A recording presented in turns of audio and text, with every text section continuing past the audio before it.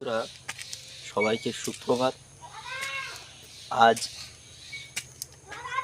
মহালয়া অর্থাৎ দেবীপক্ষের সূচনা হলো। সকাল সকাল সবাই মহালয়া দেখেছেন এবং দেখছেন।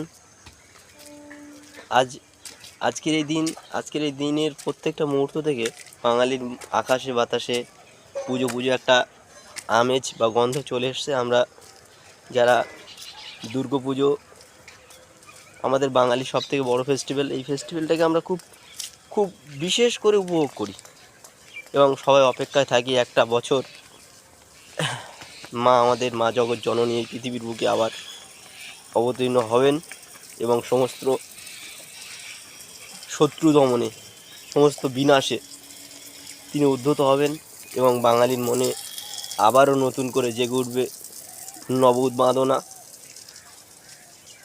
আর মাত্র কয়েকটা দিনের অপেক্ষায় মহালয়া চলে গেলে আমরা প্রত্যেকটা দিন গুনতে থাকি যে মা কবে আমাদের মাঝখানে আসবেন, এ ধরণীতে আসবেন।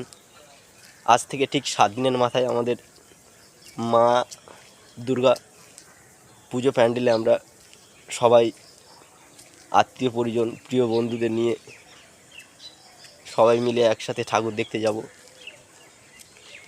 তো একটা কথা বলার, যে আমাদের মনে যে উন্মাদনাটা রয়েছে, এই উন্মাদনাকে সামনে রেখে আগামী দিনে আমাদের লক্ষ্য হবে কি, যে যারা আমরা সনাতনী আছি, বাঙালি আছি, বাংলাকে ভালোবাসি, বাংলার সংস্কৃতিকে ভালোবাসি, বাংলার ঐতিহ্যকে ভালোবাসি, এটাকে আমাদের ধরে রাখতে হবে। এটাকে কখনো হারিয়ে যেতে দিলে হবে না।